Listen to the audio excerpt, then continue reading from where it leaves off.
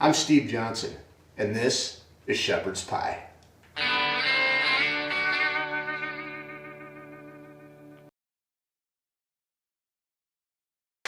Right, we're going to start with our, we call them loin tips, but sirloin diced. What this is steak trim, so the pieces that aren't big enough to be actual steaks.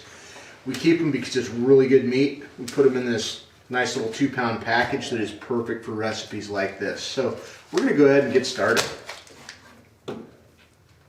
We're going to knock these into somewhat smaller pieces that are, bite-sized or a little smaller for the to kind of get that stew consistency.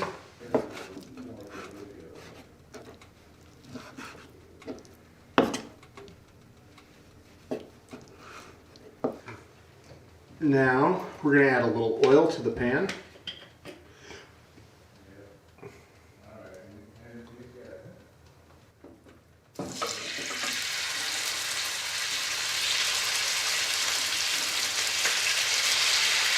And for seasoning, we're going to use our SPG, or salt, pepper, garlic. And we're going to get enough in there to make it interesting. We're going to go ahead and start on our potatoes. Now, I use instant potatoes because they're quick, they taste good. We're going to doctor them up a little bit with some sour cream, salt, pepper, make them a little nicer. But if you want to make regular mashed potatoes and take all the time to do that, that works fine too. Go ahead and add 2 3/4 cups of water.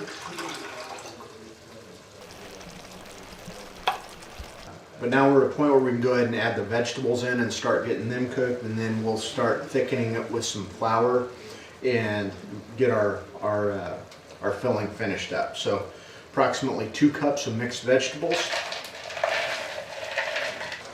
Okay, now we're ready for some flour. And I'd say there's no right amount, just kind of do, I got half a cup here I'm starting with. I don't think it's going to take all of that.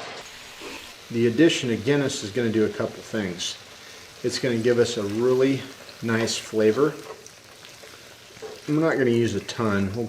I'd say maybe 1/4 to half of the bottle approximately. 2 cups of instant potatoes.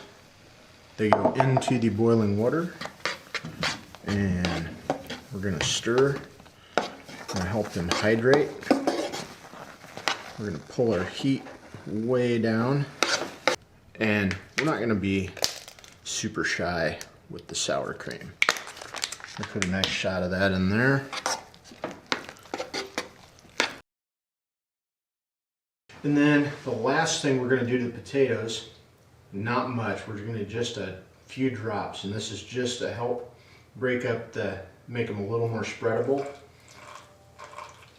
And probably about 2 tablespoons, and it will help to marry the flavor profiles up nicely.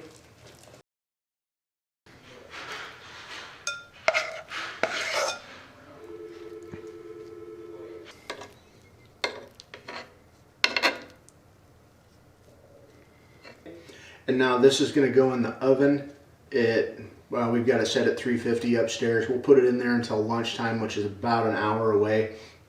If we start getting a nice golden brown on the top sooner than that, we might pull it and let it ride, but approximately an hour at 350.